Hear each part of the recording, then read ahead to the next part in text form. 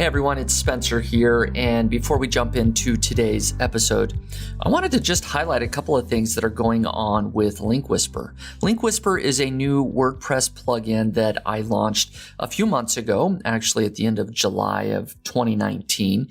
And over the period of time, we've received a lot of really positive feedback. People are enjoying the features that allow them to build internal links much faster, much easier. As you're writing a blog post, there's link suggestions that are automatically created, and it's easy as checking a few boxes to add those internal links. So it saves you a ton of time. Perhaps an even bigger feature is that it allows you to add inbound internal links to a post that you've just written. So if you have a post that doesn't have any links pointing to it, you can very quickly get suggestions and add 5 or 10 internal links pointing to that particular post. But one feature that we just came out with is the ability to do a keyword search for those inbound internal links.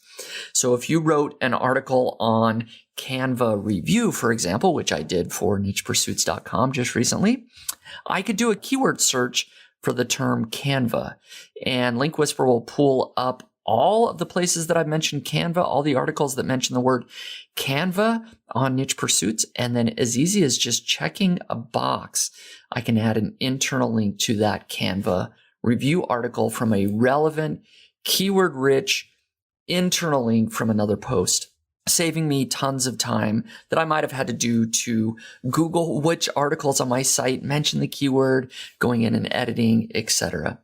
Overall, I just wanted to tell you that I'm really excited about the progress we've made on Link Whisper. I have tons of new feature ideas that I plan on coming out with, but it's been very well received, and I hope that you'll consider checking it out and saving yourself some time if you're into that sort of thing, building internal links on your website. And if you are, you can go check it out at linkwhisper.com.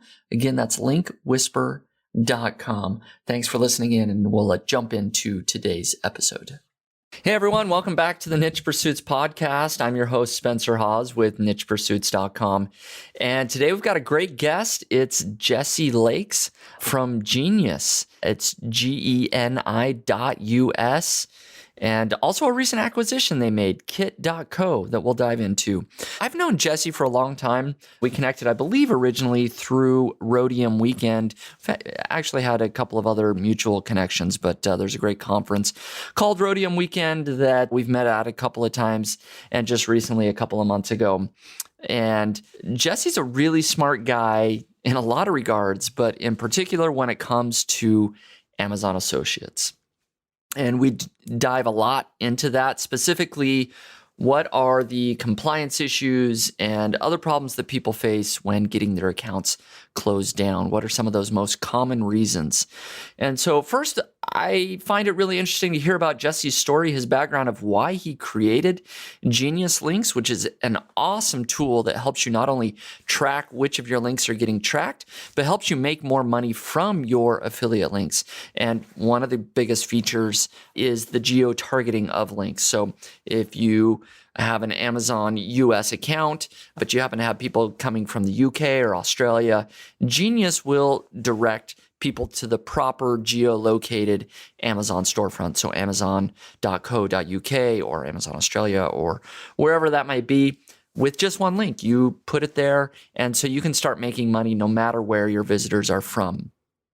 So it's a really awesome tool that I've used a ton in the past that can give you a lot of insights into your website, to your affiliate links, and of course, Amazon Associates. So we'll jump into why he created that business, why he made the acquisition of Kit.com, which is now Kit.co, and some of the details surrounding that. And then, of course, as I mentioned, some of the most common reasons why accounts are being closed down, and a recent email that came out in October from the Amazon Associates program that is a reminder that you need to make certain disclosures so that you're in full compliance with both Amazon and the FTC. So with that, I hope you enjoyed the interview. Jesse, like I said, really smart guy, has a great story and a great business as well. So I hope you enjoy the interview.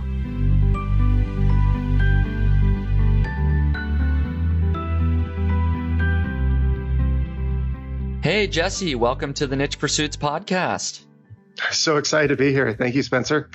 Yep, it is great to have you on. We, of course, have known each other for a number of years. Actually, don't know quite how long, but we've been to the Rhodium Weekend Conference together a couple of times, and that's always a good time. Absolutely. And I think after I met you the first time, I can't remember how long ago it was as well. I've been secretly stalking you. I've been, watching you from afar. You do some pretty cool stuff. Thank you. You do as well. And we're going to talk about a lot of the interesting things that you've done. Well, not only the company you founded, but a recent acquisition, which has provided some excitement as well. We'll talk about. But before we get into that whole story, it would be interesting to hear for the listener, certainly, and I'm sure there's lots of things I don't know about you as well, but can you give us a brief background of your business or work experience previous to starting Genius Links? Sure. Yeah, it's a pretty fun story. So get comfortable. I'll try to make this brief. But no problem. The story starts in 2007, 2008. I had a series of websites where I took the soundtracks from extreme sports films and would list them out with links to iTunes and Amazon, and obviously would earn an affiliate commission whenever someone clicked on one of those links and went on to buy a song. And that was working really well for me. It was one of my first websites that actually was generating some revenue. But surprisingly, after a couple of years of running it, I had this really bizarre thing where my traffic was growing exponentially, which was awesome. I was super excited about that. But my revenue was really slow to grow. It was very linear. So 2009-ish, I had this aha moment. And then that aha moment was when I realized that my site's traffic had really started to evolve internationally. And then my oh no moment came shortly after my aha moment when I realized that I was sending all my international traffic, essentially a broken link. I was sending all these international people to the US iTunes store and Amazon.com where they weren't able to buy a digital product. So that kind of started this whole excitement about understanding that links need to be quote unquote smart, and that based off someone's location or their device, the language, there was probably a more seamless way to get them to that place to buy. So spend some time diving on that, which obviously is a theme you'll hear throughout the rest of the story. Yeah, we're gonna talk about that. But I'm curious, why did you start a website essentially selling extreme sports soundtracks? Like, how did that come about? Yeah, so grew up in Western Montana, and playing outside was a major piece of my upbringing. So spent a lot of time snowboarding in the winter, and then whitewater kayaking, skateboarding, etc. In rural Montana, there wasn't a lot of other options, so that was a pretty important piece to me. So it was I worked at a skate shop as well, selling snowboards, skateboards, etc. So yeah, whenever there was no customers there, I would pop in a video and watch those. So there was really this very important piece of watching a video and seeing these amazing athletes do amazing tricks and listening to that music, and then going and listening to that music at a later date and just being able to kind of bring that joy, that excitement kind of back to any time, any place with that music. So music has always been an important piece of my upbringing. I can barely play a radio. I can't play any instruments, but music is something I definitely put in a lot of important places as far as growth and education and yeah. Moving on. So you started the website. Did you just start the website yourself? Was it just sort of personal hobby? You enjoyed doing this and sort of built it up? Yeah, I started a couple different blogs and a couple other websites previously. I wanted to be an online entrepreneur and really kind of first started trying to be an online entrepreneur about the time of the dot-com bubble. I remember doing a couple business plans for college, and it made so much sense on paper when I had $70, $80 CPMs, and then I'd go to actually see reality and realize that that those days were over, and it was $5, $10 max CPMs at that point. But yeah, it was just kind of combining those hobbies of extreme sports and wanting to be take a blog, take an online property, and actually do something with it. All right, very cool. So as you already explained, that problem that you had with the international traffic, directing people over to iTunes or Amazon, they were not going to their localized store, right? And so that's where the aha moment of Genius Links came along. So go ahead and give us the story of Genius Links, when you started it, a little more detailed, maybe why you started it there, and an idea of where you're at now. So yeah, with that aha, I called up my former college roommate, best friend growing up, and he was an engineer at Microsoft. He was the one that wrote code for any of these really challenging problems. I could do some basic HTML, CSS, could mess with WordPress enough to make a site pop up. Whenever I had a real problem, I went to him and just kind of explained this challenge. He's like, oh yeah, we can solve that. So we started kind of working on a solution early 2009. I guess it was February 4th is when I kind of had that aha, but worked on it kind of throughout 2009. And in that process, I actually wrote a book about the iTunes affiliate program at the same time. So I was working on the website and also had a little bit of a downtime. So I was working on putting all these notes that I had and created this book about the iTunes affiliate program. I was really excited about it. iTunes was by and far the more lucrative of the two between iTunes and Amazon. And I also drank the Apple Kool-Aid at an early age. So it was really exciting to kind of be able to do something for the iTunes ecosystem. And about the end of the summer 2009, I had a book, 160 pages, 60,000 words, and was ready to publish it, and found some people on LinkedIn on the iTunes side of things and sent them a copy saying, hey, I think you're going to appreciate this. I put together some documentation for your amazing program. What do you think? And the day I sent that off, I remember very distinctly, about an hour or so after I sent the email off, I got a cease and desist back from Apple. And it was it was so scary. And essentially the woman asked for a phone call shortly afterwards. So I hopped on the phone with her a little bit later, and the first 30, 45 seconds were very civil and polite. And the next 45 minutes were just essentially yelling at me, screaming at me, who was I to be writing up all these lies and spreading all this misinformation? There's no way that I could possibly know so much about this affiliate program. She was the one that managed the affiliate program. This was her domain. I was only going to make her life miserable. And just like, oh no, this is exactly opposite of what I was trying to do. I was trying to help, get people the right information. So at the end of the conversation, we made a deal. I would hold off from publishing it and she would have some time to review it.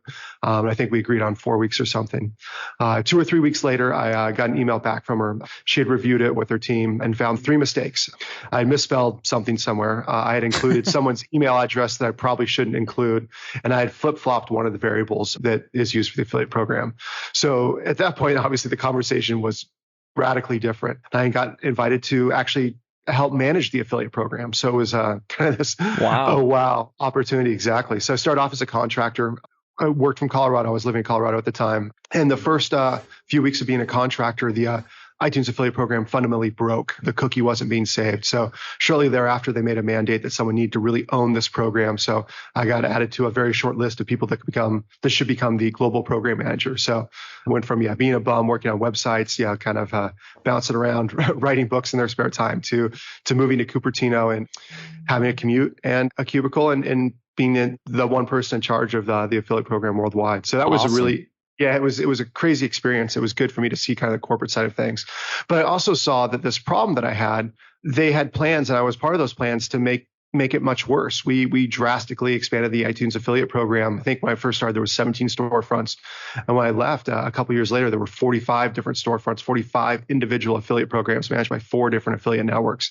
So it was just this mess, right? If you wanted to promote music and earn a commission from it, you had all these different pieces to kind of cobble together. So at that point, saw that this solution I had for my soundtrack websites could really be something much bigger. So at the same time, Amazon was radically growing their affiliate program and their footprint globally as well.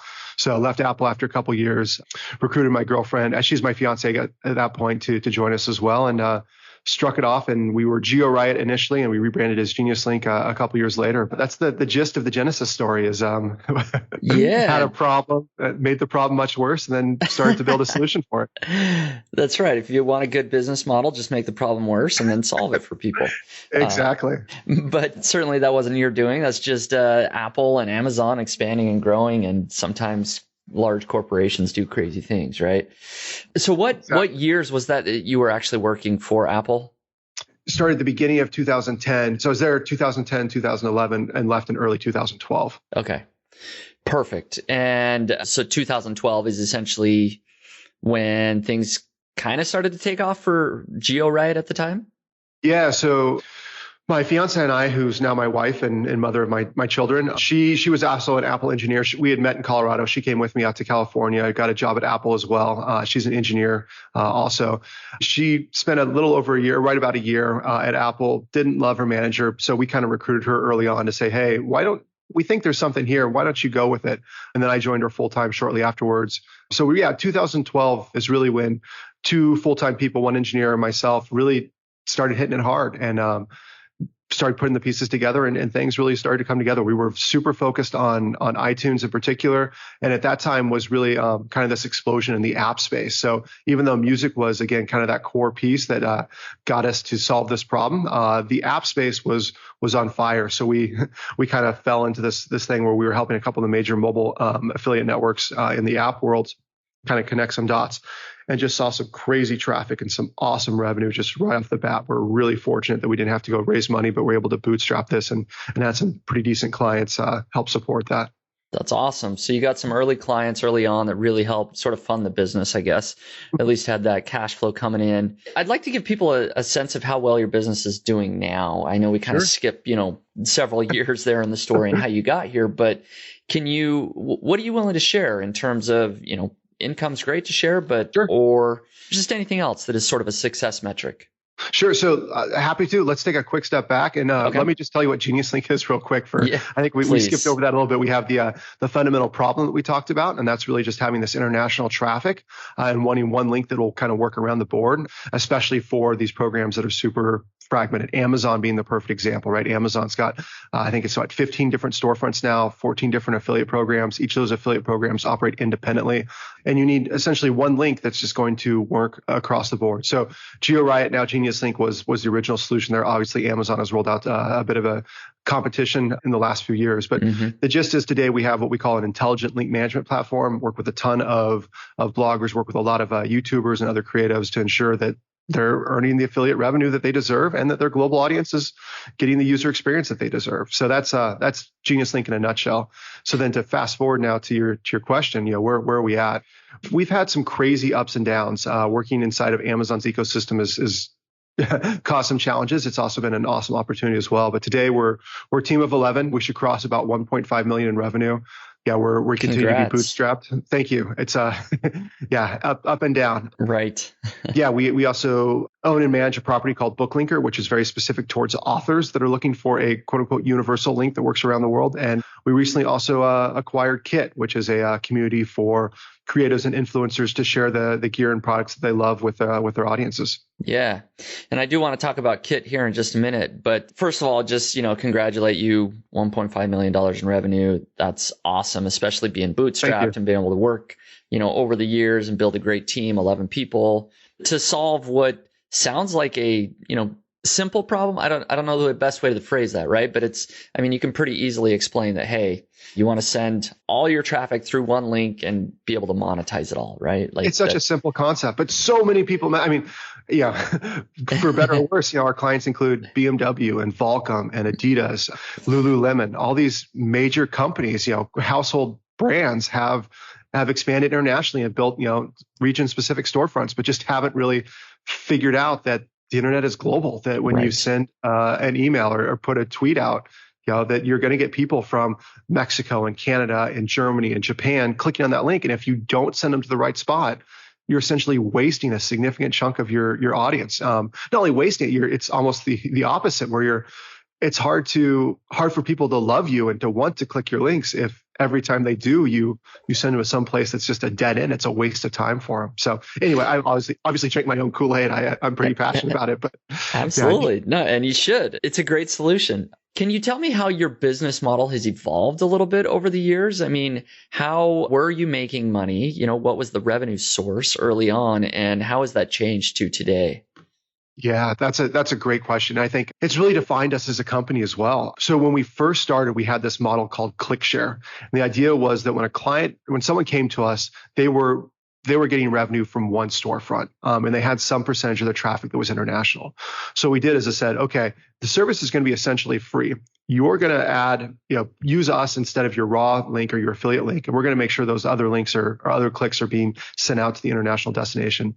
But then we're going to take 15% of your traffic, but only from the international side of things. And we're going to use our affiliate tracking ID. So if you had 30% international traffic, we're going to take half of that. Now you're monetizing on that other 15%, and we are providing you a service for free. We also earn an affiliate revenue at the end of the day and make sure that incentives are very much aligned. If our translation is bad, then no one's making money. But if we can make some money off your upside as well, then everyone wants to continue on. Right. And that worked incredibly well. The value of a link that was being monetized correctly was just crazy. We saw some clients that were 4xing their revenue from swapping us on.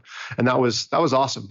We swapped over so we started off with iTunes specifically. We opened up to Amazon, I think it was 2013, and it was working really well in the Amazon space as well.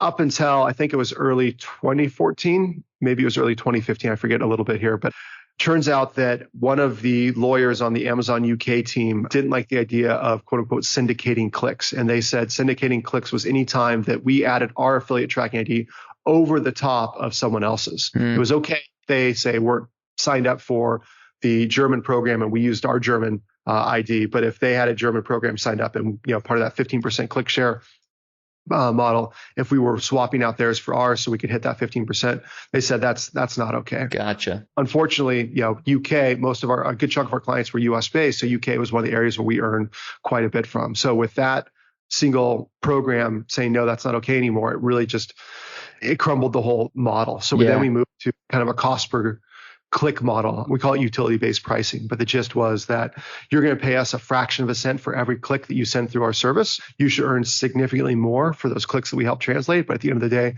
you should still see a pretty solid ROI from the investment in that. And that's essentially the model we've had since 2014, 2015, but we've messed a lot with pricing. We tried the traditional SaaS model of having kind of 3 different price points and then different features for which ones you wanted to use. And that worked okay. We switched to having just kind of one plan and then have the price kind of scale with you and give you access to all the features. And that's worked better, but then we've really kind of tried to refine where does it make sense to start, right? Do you want to start off at $9 bill or do you want to start off with a $1 bill? If you start off with a $1 bill, you're going to pay more per click for those extra clicks. At the $9 bill, you get a certain amount of clicks free, but any overage is at a lower price, et cetera. Right. So this, SaaS pricing is really hard and there's some really smart people out there and they write some really good stuff, but everyone's situation is somewhat unique. It is. Yeah. It's kind of like, just chasing that perfect solution forever. I mean, you never know if you actually have it, right? Yeah. You always just keep testing and tweaking and trying to figure out the pricing model that works best for you. So every 6 months, you'll notice a different pricing model on our website. So yeah, and that's fine. I'll give you here one more chance to kind of talk about Genius in terms of what are some, certainly I think everybody, at least what we've explained here, we've made it clear that, we can the Genius will localize, the traffic and will help you earn more by sending that international traffic to the right storefront. But maybe what are a couple of other features or unique benefits that Genius Links provides beyond just that? Sure. Yeah. The bread and butter is definitely you give us one single Amazon link or a single Microsoft link or a single iTunes link, and we're gonna make sure it works around the world. We're gonna make sure that you take advantage of all the different affiliate programs. But over the years, again, music kind of plays into this. We've worked a lot with a number of different music labels and publishers, et cetera, and they've really kind of pushed us to expand. So we're focused on the affiliate space. The affiliate is where we've come from, but because we've also played in these different industries over time, we've taken a lot of kind of the best in practice web marketing technology and tried to embed them into our tool as well. So from the growth hacking perspective, you can actually embed a Facebook custom audience pixel inside of our link. So if you're going from, say, Twitter to Amazon and you still want to build a custom audience, you can use our link specifically for doing that.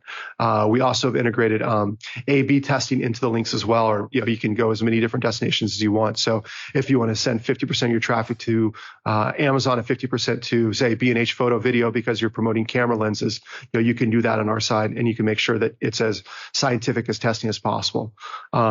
We also allow you to take a language, device, operating system, country, as well as date and time, and add all those different pieces of logic together to really customize a link. So we were really fortunate. Again, going back to the Apple side of things, Apple just released Apple TV Plus, and we were really fortunate that when the day they released that on the apple.com page, front and center was a big banner for it. And on that link, if you look real close, you notice that was a Genius link because team needed to be able to say people on iOS version X need to go here and people on iOS version Y need to go there, and OS X goes here, and people on wherever, go somewhere else. And that needs to be done for every country. So we were building out crazy rules to make sure that they were handling that traffic perfectly. So it's been really fun kind of understanding the need to do attribution and affiliate well, and then just kind of running with that and just taking these other tools and layering them in so you can put all the pieces on top of it.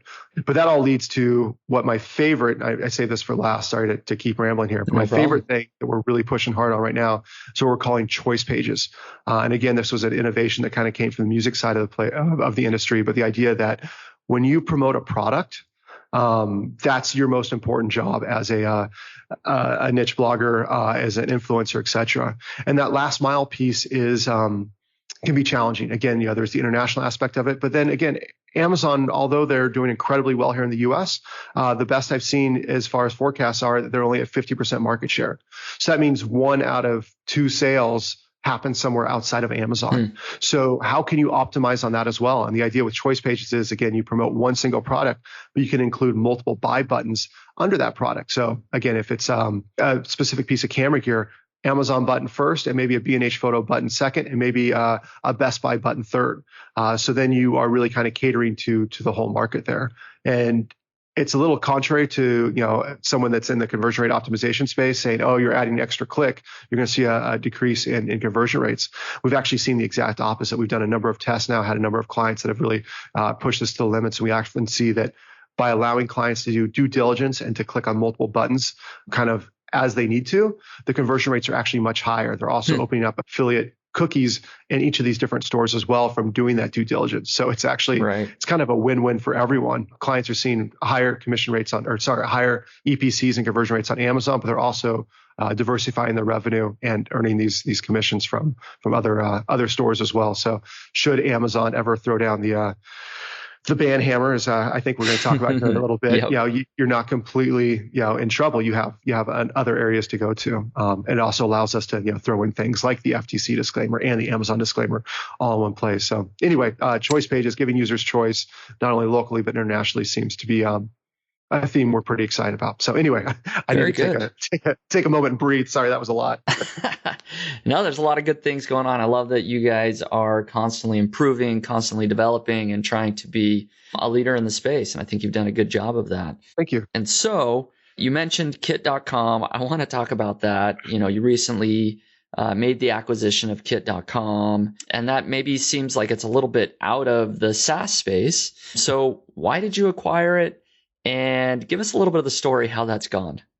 Sure. So let me start with the story because I think why we acquired it kind of falls into place. Okay. But when I first got hired to Apple, when I first came on, my manager, the one that screamed at me, who I absolutely love, she's an amazing woman, but she's not technical. She's super smart, but she's not super technical by any stretch. So when I first got onboarded, there was another woman on her team named Camille, and Camille was definitely much more technical, also a very smart woman, and she helped just kind of get me up to speed and so forth. So Camille and I were able to build a really good relationship from my early Apple days.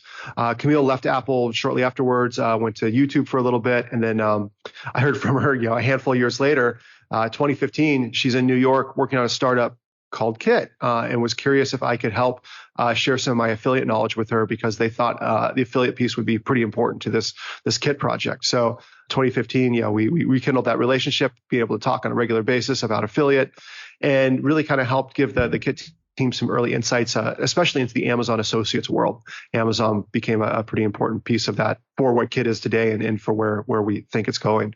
But the gist is, again, it's a really a community, a website for people to share the products they love on a website in these different kits and these different curations. So being integrated with Amazon was important to them, not only to use their product advertising API where they could pull product information out, but also to help these influencers and creators generate some revenue from these recommendations as well. So whoever it may be, big name on YouTube will create, show off the products that they use to make their videos or that they're recommending, but will also drop in their Amazon affiliate parameters into the back end so they can earn affiliate revenue. So we saw this, we were helping enable it, making sure that it was happening on a global stage. Worked closely with them for a number of years.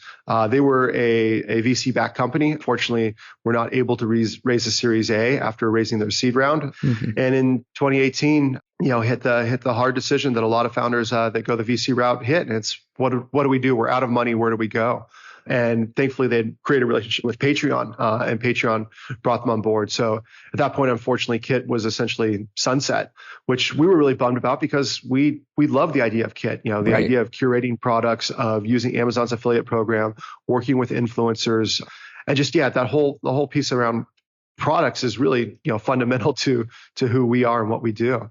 So we started having some conversations with them, and ran into this challenge. Patreon was excited to sell the assets, but the domain name was still owned by the VC, and it never fully transferred over. That was contingent on more background.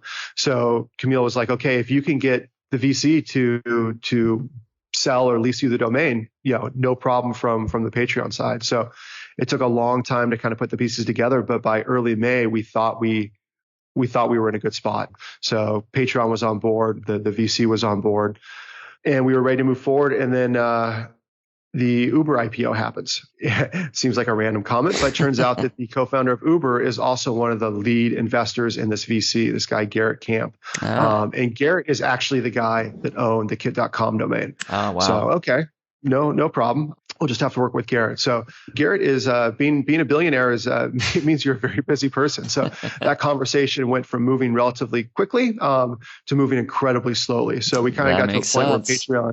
We got this point where Patreon just said, you know what, if you don't take the site, someone's got to take the site, or else we have to finish this whole sunsetting process. And we're like, no, it's an amazing community. We want it. Let's take it. So we actually bought the assets before we finished the deal with the domain, which turned around to bite us, but I'll get to that in a minute. Now I'll answer your question. Why do we buy it? Well, first of all, the Kit community has over 300,000 creators.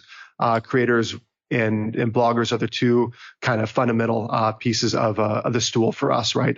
Creatives, musicians and authors kind of being the third. So creatives, creators, and bloggers are really kind of the three pieces of the Genius Link puzzle. So Kit brought in a massive audience there. It also gave us a great place where we could dog food our technology. Kit was one of our, I think, top 20 clients. So instead of us building something in Genius Link and then slowly waiting for people to pick it up, we could build it in Genius Link and immediately apply it on Kit, so that the whole feedback cycle would become significantly faster for us. Yeah. And third, it got us back in the affiliate game. We support a lot of affiliate marketers, but we're not actually allowed to earn affiliate revenue through Genius Link due to a policy on Amazon's side. So it was really exciting to actually be able to earn affiliate revenue again. So those were the three things that really just kind of made this Kit acquisition make just a ton of sense from our perspective. Very cool. It's a super interesting story, and I know we've talked a little bit more, in addition to what you've shared here on the podcast, and there's a lot going on there. It sounds like you're still, if I understand, you're still pretty much right in the mix of it in terms of getting the domain transferred, et cetera, and trying to work through some of those issues, right? Well, yeah, that conversation's over now. So the week before Thanksgiving, we got an update from the VC saying, "Hey, I want you to talk to our general counsel." And we thought, awesome, it's Garrett's finally come back. We're gonna close this. It's gonna be great. Unfortunately, the general counsel let us know that they were no longer interested in selling us the domain.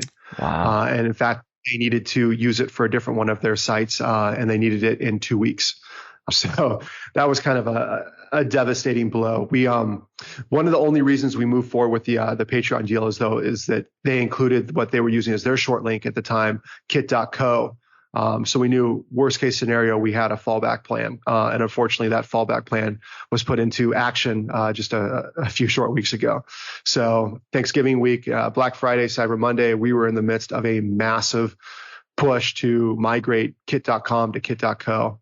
Kit.com, I think Ahrefs said they had around 900,000 backlinks, and kit.co had 10. Now I think we're closing in on about 200,000 backlinks for kit.co. So it's been just a crazy, few weeks of just a ton. I think we've sent close to 1 million emails. It's literally a million emails to the users, to individuals, follow up, et cetera. But it's coming together, and it's sad to say, but most catastrophes are horrible, but they also bring people together. And I feel like the Kit community has never been more of a tight-knit community than right now. People are helping each other out. They're letting people know the issues are going on. People are filming us videos about how to make the changes. They're sharing this with their communities. We've seen major brands, step in and share this change that needs to happen with their audiences. It's been it's been a ton of work, but it's been spectacular just to kind of see how this all comes together, and just really reaffirms that while this has been kind of a nightmare from a new owner perspective, that the community is well worth it. The time and effort we're putting into it is the right thing to do, that it's going to work out in the bigger picture. And it does look like, at least right now, kit.com does redirect to kit.co, at least as of today. Yep. So, well, that was supposed to change on Monday, yesterday. Okay. We got a 1 week extension. Okay. And after that 1 week is over, the agreement that we ended up coming to is that we'll have a decent chunk of the URLs redirect for a maximum of 6 months. But it's kind of at their discretion. Okay. So After when your listeners actually get this podcast, kit.com will probably be a different site. Kit.co will be the property, the platform, the community that we're talking about today. Yes. So listeners, please go to kit.co. That's Thanks, where Spencer. you can check out the business. I do want to move on to talk about more Amazon Associates compliance issues, because they're fun stuff. Yes, the fun stuff. Exactly. And you have obviously a ton of experience, as you just shared. You've been in the weeds for a really long time. And in fact, Amazon just came out with an email in October, mid-October, that sounded kind of scary. And I know that you actually put a blog post up. I'm going to read just sort of the first little bit of that email that Amazon sent out, and then I'd like to chat about it, and plus other things, of course. But this is it was titled "Reminder: Associate Program Disclosure Statement," and it said, "This is a reminder of your disclosure obligations under the operating agreement. Anytime you share an affiliate link, it's important to disclose that to your audience. They will trust you more if you are transparent about what you are directing them and why. To meet the associate program's requirements, you must 1, include a legally compliant disclosure with your links, and 2, identify yourself on your site as an Amazon associate with the language required by the operating agreement." So number 2, I think most people have done. Right? We usually have that disclosure in the footer or the sidebar or somewhere saying, hey, we're an Amazon associate and we earn money. But that number 1 seems a little vague. Include a legally compliant disclosure with your links. So can you help us all understand this email? Yeah. So when I first read this email, I did not understand it, to be perfectly honest. I think it came in like on a Thursday afternoon or something. And I completely ignored it until that next week. Skimmed through it, but yeah, just didn't do anything. It took a bit of digging in to really kind of understand. Amazon sends a lot of emails, right? Right. But a lot of them are talking about the deals and so forth. They don't often send emails in regards to their terms of service, except for when they're changing. So seeing this email and as the reminder piece, I knew there was something more that needed to be unpacked. So took some time and really kind of dig into it, looked around, talked to some of my peers, and it really then became incredibly clear. And that's that Amazon has their requirements, but there's also these legal requirements. And Amazon's requirements aren't legal requirements. They're Amazon's requirements. There's legal requirements, and that's FTC requirements. We hear FTC all the time associated with affiliate, but we often ignore it, or at least a lot of the people I talk to and myself often ignore it. So what this ultimately meant, once you really break it down, is that there's 2 requirements. You have an FTC requirement that is at the link level, and then you have the Amazon requirement, which is kind of at the site level. And that was kind of this big aha. In fact, with our choice pages that I mentioned and with Kit, we weren't complying with this. We were close, but we weren't hitting it right on the head. So that kind of made me realize that this is a bigger issue. You poke around. In fact, there was an article that was published, I think, by The Verge a number of years ago that actually said, like, on YouTube and Pinterest, the vast majority of people are not disclosing their links. And this is a huge no-no. And the FTC, specifically has language out there that you have to, for sponsorship, for affiliate, et cetera, you have to be letting the consumer know that there's some sort of revenue being exchanged for these recommendations. And that just really wasn't happening. And people, as you said, were pretty diligent about including that Amazon disclosure. It's 1 sentence long. It's pretty simple. And sometimes, they would include it in the sidebar. A lot of times it was in the footer, but other times it would be in their terms of service. It would be buried in an affiliate disclosure page that's completely separate, that you really honestly had to dig for to find. So yeah, there's a lot more. Yeah. So can you clarify and help us understand how can we be compliant, including that FTC link disclosure? What do we need to do for, let's just say, we do have an Amazon affiliate site. That's our main way of monetization. What do we need to include beyond just our regular, footer mention of being an Amazon associate? Sure. So the Amazon piece, that can be at site level. They actually specify that. They clear that up a bit better, where you only really need that Amazon line once on your site to kind of fulfill Amazon's rules. Okay. But you do need this affiliate disclosure much more prominent and much more often. So they say it needs to be in proximity. It needs to be at link level is kind of the words that they use. And link level, with social media makes a lot of sense, right? If you tweet out an affiliate link or if you post a video, et cetera, but that doesn't really work for, long form websites. Right. If you have a money page that has multiple buy links or comparisons or whatever it may be, you don't want to put a disclosure next to every single link.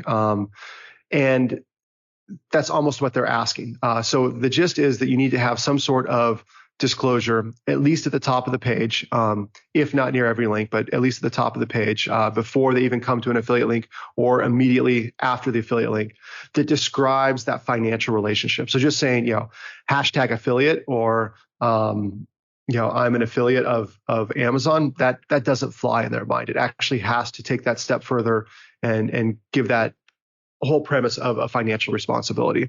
And their argument is that, you and I, we say affiliate every single day. We truly fundamentally understand what it means, but our parents may not, or our grandparents may not really understand what affiliate means. Right. And it's them as they are the audience that we need to really kind of optimize for. So we need to give this disclaimer of what that relationship may be. So I earn affiliate commissions, or I earn from the links below, or I may earn a commission from sales from the links below, whatever that may be, but something related to. So it has to be clear, it has to be conspicuous, and it has to give that kind of financial relationship. It has to come either before the links or immediately afterwards. Okay. So I know there's a lot of people are using WordPress, and so there are a lot of WordPress plugins that are kind of affiliate disclosure plugins that it sounds like those would probably work. They usually add, a sentence or allow you to customize something, right before your blog posts. So it shows up on every blog post. Yeah. So it sounds like that would probably be sufficient, right?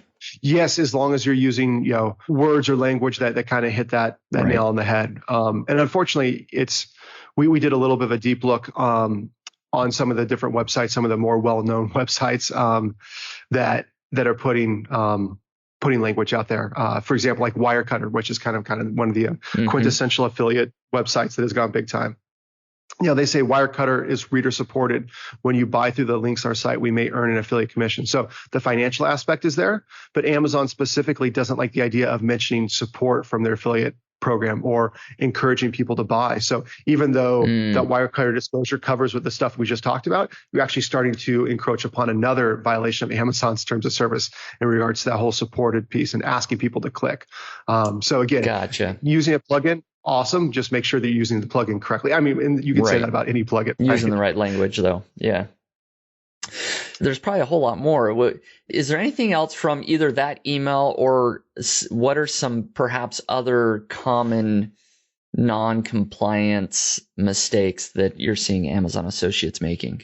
Paying attention to the FTC part is obviously the most relevant and most timely at the moment.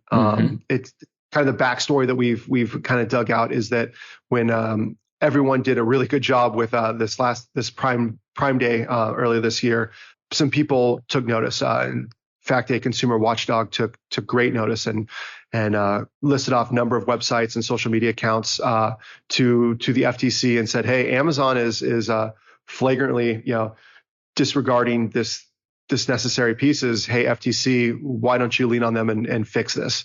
So it sounds like that letter to the watchdog kind of ratcheted up the FTC attention to Amazon. Obviously, Amazon has a lot of government watching over them these days, but right. It sounds like that kind of triggered a series of events, which is possibly why we saw this email come through in October.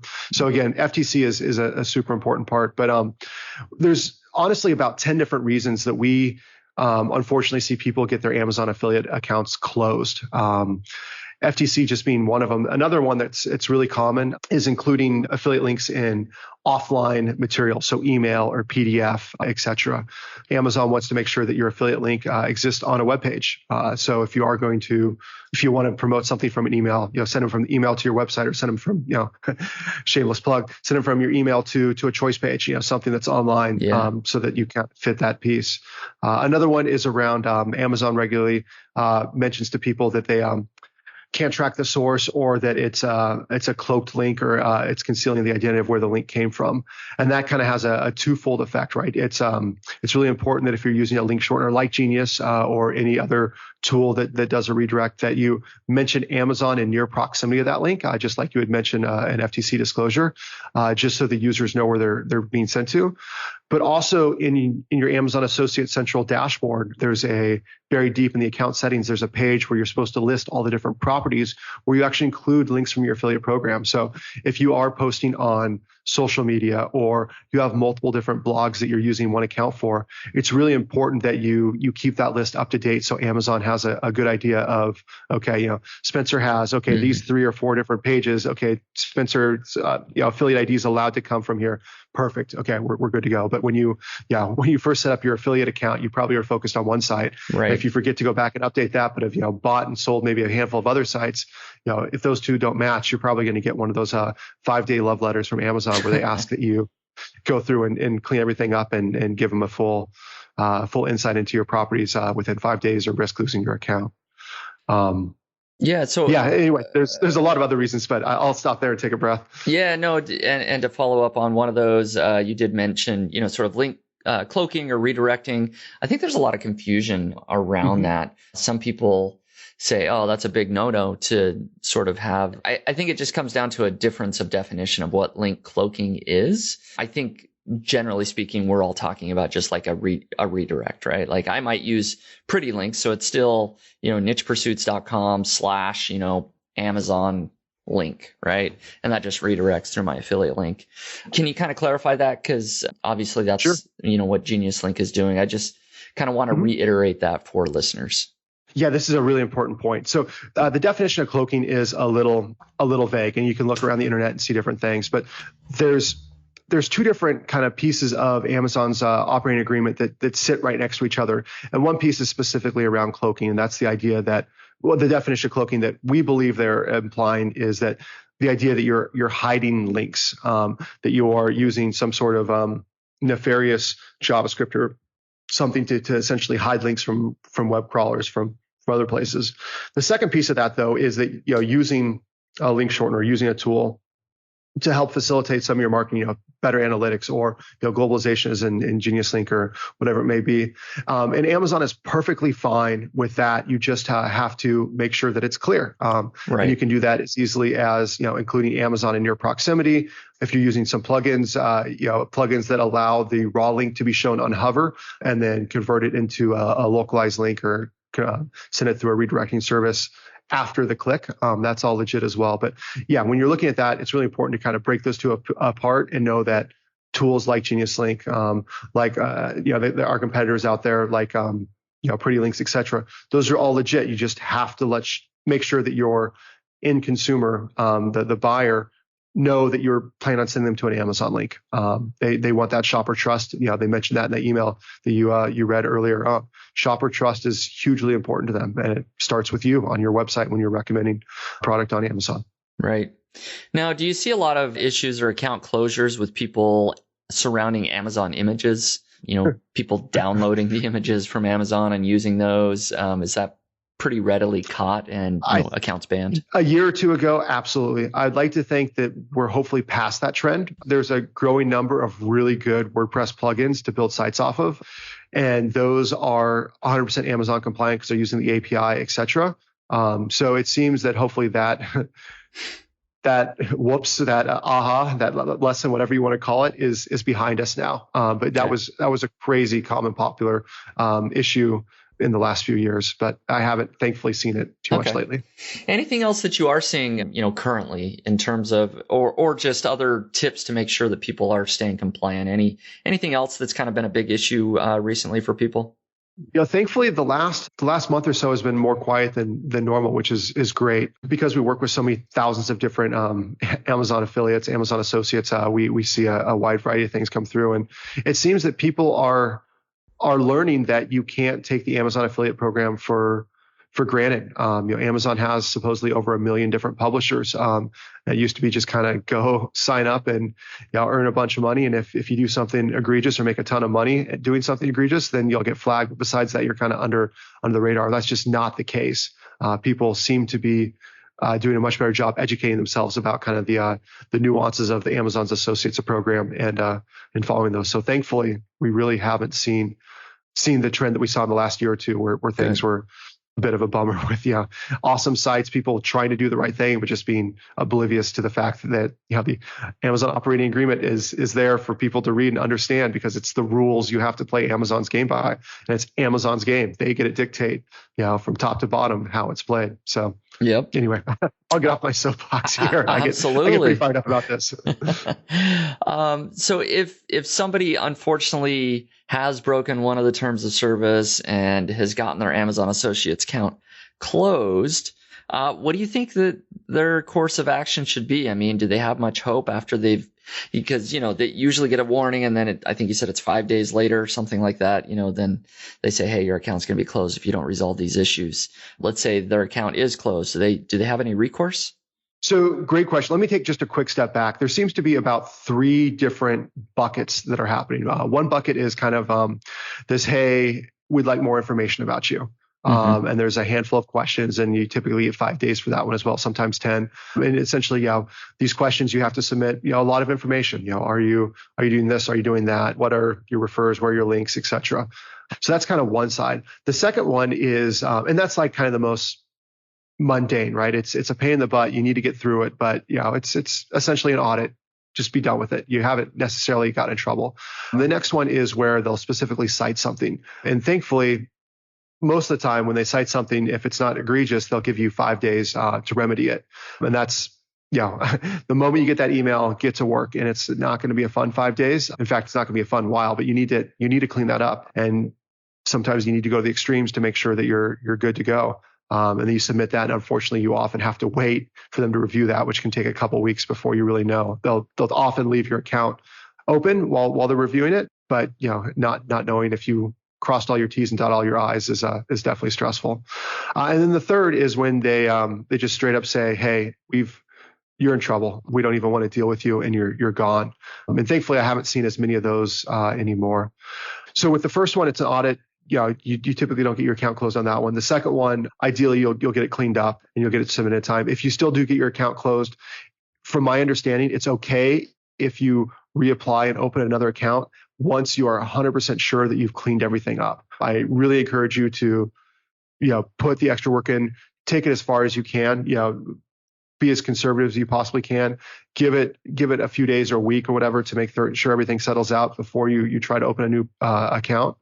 But typically, if you've been closed, they'll let you know. And then I believe that one, after you've been closed, will give you some language that says it's okay to reapply after things have been fully cleaned up.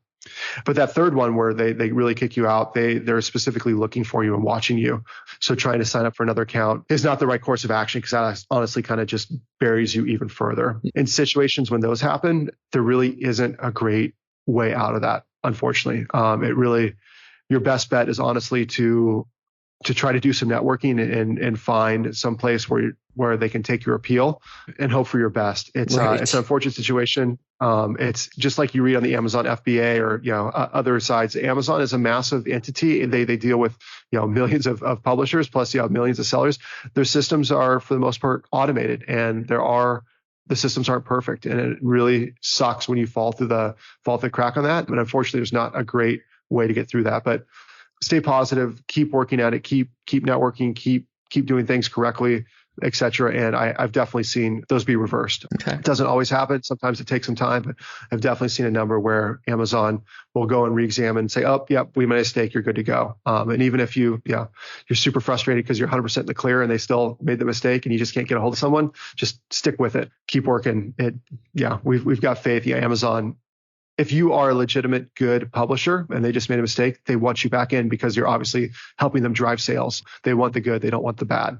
So right. Hopefully that helps. Yeah, no, those are great tips. Hopefully people don't have to go through that situation, but if they are getting an email from Amazon or going through something like that, hopefully this is good advice. And certainly I think just for people that, their account's in great standing, this is a good reminder of what we need to be doing. It's probably a good time to go through and audit your own site before Amazon has to do that for you. And so this can serve as a reminder to everybody to go ahead and make sure that you're staying in compliance with the Amazon Associates terms of service.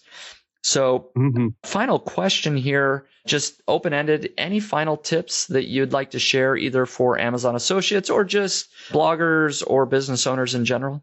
I guess I kind of beat this drum a little bit earlier, but we have been very deep in the Amazon space for a number of years, and we've gotten very burned by being very deep in the Amazon space a number of times now. So while Amazon's affiliate program is amazing, I'm a huge fan. We use it. It's almost the exclusive source of revenue for Kit, and Amazon affiliates are kind of the bread and butter for Genius Link. Amazon is not the only affiliate program, and as easy as it is to kind of optimize your website specifically for Amazon, I'd really kind of encourage those to definitely make sure Amazon's an important piece of your affiliate puzzle, but I wouldn't put all your eggs in one basket. From my experiences, the good times are good, but you can get an email and it can ruin a year. Yeah, it can almost completely wipe out your company, and I've dealt with a few of those now. So yeah, Amazon's a great affiliate program. It's definitely, they do a lot of things really well, but at the end of the day, just like you diversify your investment portfolio of stocks and bonds or whatever it may be, not putting all your eggs in the Amazon affiliate basket seems to make a lot of sense. And it's a hard lesson. It's easier said than done. But if there's one bit of advice, it would be that. Okay. Of course, don't run away from the Amazon affiliate program unless you have to, because it is so converts so well and is so damn lucrative. But right. Yeah, I think that's watch great out in the bigger picture. Absolutely. Cool. So where's the best place for people to go if they want to just either follow along with what you're doing or stay in touch with you? Is Genius the best place or anything else? Yeah. So when things are not in the middle of fire drills, we're not trying to convert, massive communities to different domains. I tend to write a lot, and most of that ends up on our blog. So yeah, blog.geni.us is probably where you can find me the most. I'm not a huge Twitter user, but that's probably the second or third. LinkedIn is probably the other place where you'll find me online. But sorry, you Instagrammers, I'm not there. That's perfect. Awesome. So people can follow along with you if they want to do that. Jesse, I want to thank you again for coming on the Niche Pursuits podcast. It's been an absolute pleasure. The pleasure is all mine. Thank you so much, Spencer. Thank you once again for listening to the Niche Pursuits podcast. As a reminder, this episode has been sponsored by Ezoic. Ezoic is a Google award-winning technology that everyone from niche website owners to major brands use to grow and monetize their websites. Ezoic is a Google certified publishing partner. It's a platform that leverages artificial intelligence to help you optimize revenue and monetization on a per visitor basis, and so much more. If you want to check out Ezoic, go to nichepursuits.com/Ezoic. Again, that's nichepursuits.com/Ezoic. Thanks a lot.